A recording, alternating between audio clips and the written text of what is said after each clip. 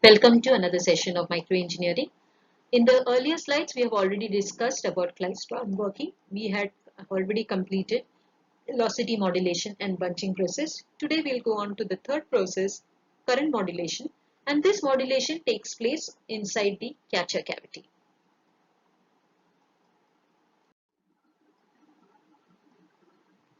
In current modulation, we actually start the derivation by saying that transit time t is equal to t2 minus t1 is equal to what is time? Time is always distance upon velocity. Now we have taken this time as capital L because this is transit time, not DC transit time. What is the difference between the two? DC transit time, the earlier one, which was tau, will always be at the buncher cavity, and this will be always at the catcher cavity. So this time is equal to distance upon velocity. So L will be nothing but we are going to take this V upon T1. What is this V of T1? You remember the velocity modulation equation? It was exactly same, students. Exactly same. The same derivation you had already done, but the only difference was this was at the denominator and it used to have a plus sign. Do you recollect that? 1 plus B1 by V1 beta I V1 by 2 V naught sine of omega T1 minus theta G by 2. That was what written. But 1 upon 1 plus x can be written approximately as 1 minus x provided this function of x is very less than 1 according to mathematical formulas. As a result, this equation they have taken it up and hence it has become like this. I hope you understood. Yes. And at the down, if you remember in the formula when you are finding velocity modulation, in the left hand side what do you have, students? You had V naught and in the numerator you are having L. So L upon V naught will be nothing but DC transit time. This is the new one. That is why it became, this is L. So this became, that is why you are getting this as DC transit time. So your DC transit time, theta naught will be, what is DC transit time? That will be, theta naught will be always, remember, capital L upon small v naught. I hope you know what is small v naught. Small v naught is DC velocity, that is 0.593 into 10 to the power 6 into square root of v naught. Now, multiplying both sides by omega, they have just multiplied omega t2 minus t1. That thing, that is, you are multiplying here with omega. So, omega into t naught will become theta naught. That is same thing. They have opened the bracket and they have named this new parameter, because after multiplying it by omega t naught and when it comes inside, this will be multiplied by theta naught, right? So when you're multiplying by theta naught, this thing, they have called it as a new parameter. Important students, when you're doing duplex klystron, this parameter is called as bunching parameter. What is it called? Bunching parameter. It gives you an idea that how much electrons have been bunched, and that depends upon what all things, your beam coupling coefficient, the amplitude of the RF voltage, DC accelerating voltage V naught, and of course you have the DC transit time. Now, this entire thing will be done where? In your catcher cavity, your second cavity, your output cavity. So after this, current modulation takes place. Current modulation means this energy has to be converted in some form, in current or voltage. We take it always in the form of current. But it has been observed that this current which is generated always has an, can you see over here, a DC part and then the remaining part. And this the remaining part will always be in terms of 2 I naught J N F X. This is nothing but a Bessel's function. That is why this beam current at the catcher cavity is given as 2 I naught J1 of X. Please don't worry.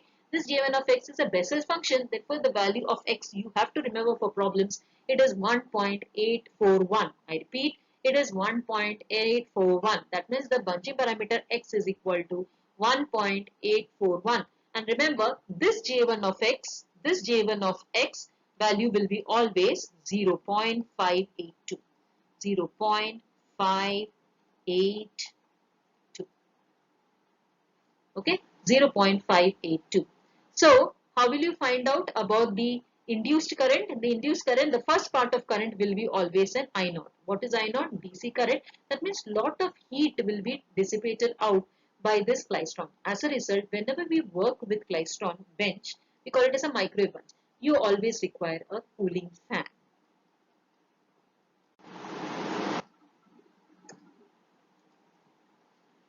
Now, how do you find the value of induced current? I2 of induced current means, don't get surprised, it's induced current.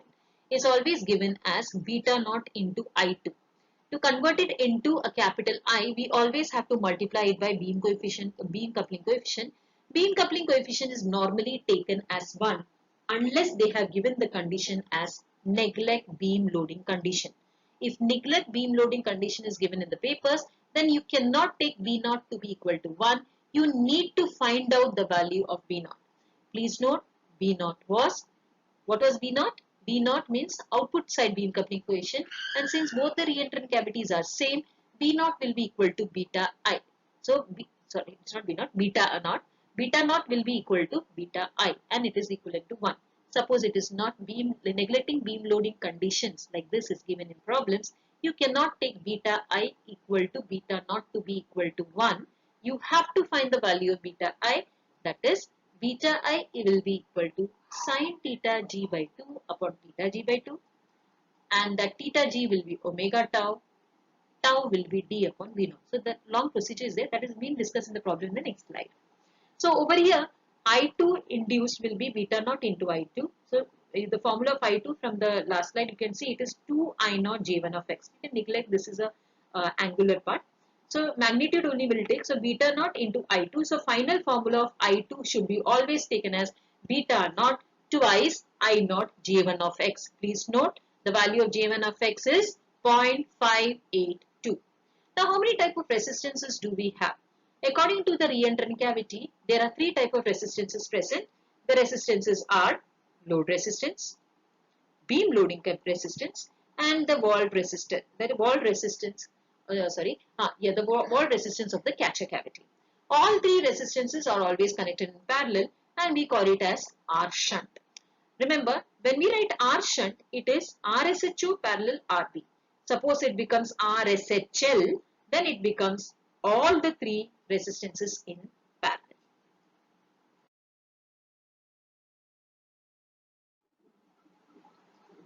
Let us solve a simple problem over here. A two-cavity klystron amplifier has the following parameters. Look at the parameters given. V0, that is your accelerating voltage, 1000 volt. R0, output resistance. We can also take this as V0 upon I0. It will come the same value. It's given over here. Frequency is given as 3 GHz. Gap spacing, that is your cavity gap. Spacing between the two cavities, the space at which bunching takes place, capital L. Shunt resistance, that is why I told you RSH is given, not RSHL. They are asking you to find the input gap voltage. Input gap voltage, find the maximum voltage V2. Then the voltage gain.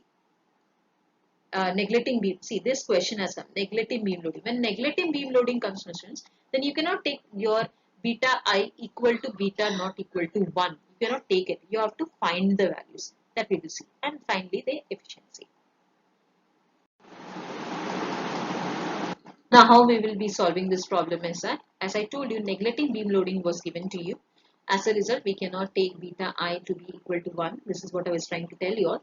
So we are trying to find the value. So they have taken sine theta g by 2 upon theta g by 2. In this, theta g has to be found out. Theta g is omega d upon v naught. First you need to find v naught. So they have found out first DC electron velocity, which is 0.593 into 10 to the power 6 square root of v naught. They have solved and got this answer. Substituted with omega, they got the answer as radians, 1 radians. Please take care, it is in radians, not in degrees. Then substituted and got the final value as 0.952. Note, it is not 1, it is 0.952. Suppose neglecting beam loading condition was not given, you can take directly beta I equal to beta naught equal to 1. DC transit angle theta naught has been found out as omega T naught. This has been explained in sides. Omega L upon V naught, and they got the value as 40 radians. You need to by heart certain formulas, the maximum voltage and the gain. You just have to by heart these formulas. These are been adjusted formulas. So V1 max has come out to be as 2 V naught x upon beta I theta naught. Please note x value will not be given in papers. You should know for two cavity klystron it is 1.841. You just have to substitute that. Get the value as 96.5 volt. Your voltage gain formula is over here. Entire values have been given, others you have found out, substitute and get the value in terms of 8.595. And last comes the efficiency. The efficiency formula they have taken it. Can you observe here? Efficiency is beta naught I2 V2 upon I naught V naught. Don't get surprised. This is nothing but AC upon DC. DC is always taken in terms of naught. So V naught into I naught. And AC means you are going to take an average value. So I2 into V2 upon 2 came because V2 upon root 2 and I2 upon root 2 will come as root 2 into root 2 gets multiplied as 2. So while substituting, after substituting the equation I2, you have to take always 2 I naught J1 of X. Remember this, it's not direct. And then V2 will be always I2 into Rshin multiplied by V naught. And you get these values, just have to substitute and you get the final answer as 46.2%. Thank you.